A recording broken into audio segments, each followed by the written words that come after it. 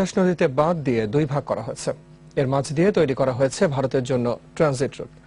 নদীর স্বাভাবিক গতিপ্রবাহ বন্ধ হওয়ায় প্রাকৃতিক ভারসাম্য নষ্ট হওয়ার আশঙ্কা করা হচ্ছে। আর তিতাসের উপর নির্ভরশীল মানুষেরা বসেছেন পথে। নদীর সব জল এখন তাদের চোখে। স্থানীয় প্রতিনিধি রিয়াজউদ্দিন জামির সহায়তায় ট্রানজিট নিয়ে মঞ্জুরুল আলম পান্নার ধারাবাহিক প্রতিবেদনের প্রথম পর্ব। ক্যামেরায় ছিলেন আসাদুজ্জামান আসাদ।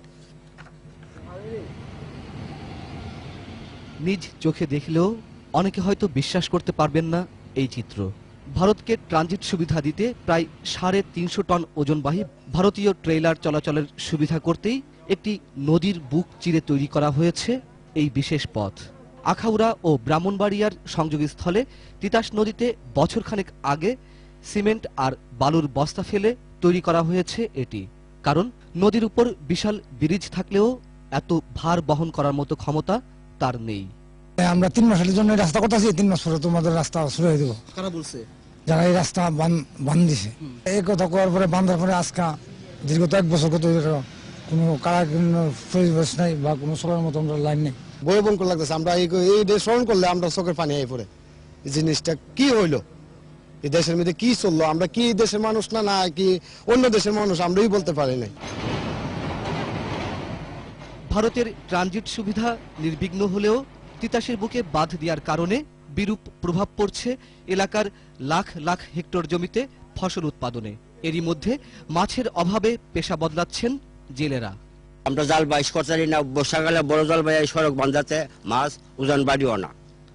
এই মাছটা হেজুর, আমরা হেজুর মাছ পাই না, পানিও পাইতেও না। এই মাছ পরে এই মাঠ তো না, সেই মাঠ পুরাটা মার যাবে। রুটটা হওয়াতে এই অঞ্চলের প্রায় কয়েক হাজার জমি পানির তলে গিয়েছিল পূর্বে।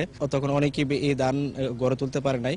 তিতাসকে আগলে বেঁচে থাকা নৌকার মাঝি সহ অন্যান্য কর্মজীবী মানুষের জীবনে নেমে এসেছে জীবিকার অনিশ্চয়তা। এই বাঁধতে আমার নৌকা চলাফেরা করতে পারতেছি না। আমি ব্যবসা বাণিজ্য বাদ দিয়ে থাকা। যে অনুকূল আমি 400টা রুজি, এর মধ্যে দিনটা আমার 60টাও না। আমরা মরণ হয়েছে এই রাস্তা বাঁধাতে। অনেক মানুষ অন্য গিয়া কাজকর্ম করে বাঁচতে না। বাঁধ দিয়ে তিতাস নদীকে মৃত্যুর মুখে ঠেলে দেওয়ার কারণ জানতে স্থানীয় পানি উন্নয়ন বোর্ডে যাওয়া হলে কথা বলার মতো পাওয়া যায়নি কাউকে। জীবিত একটি নদীকে এভাবে দুই ভাগ করে ফেলায় হতবাক, বিস্মিত এখানকার মানুষেরা।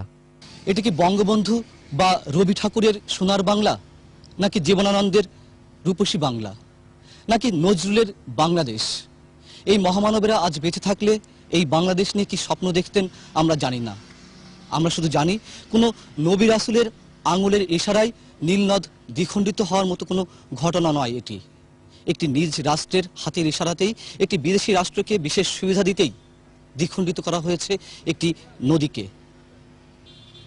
ক্ষতবিক্ষত করা হয়েছে তিতাস নদীর বুক। মঞ্জুরুল আলম পান্না, 21 টেলিভিশন।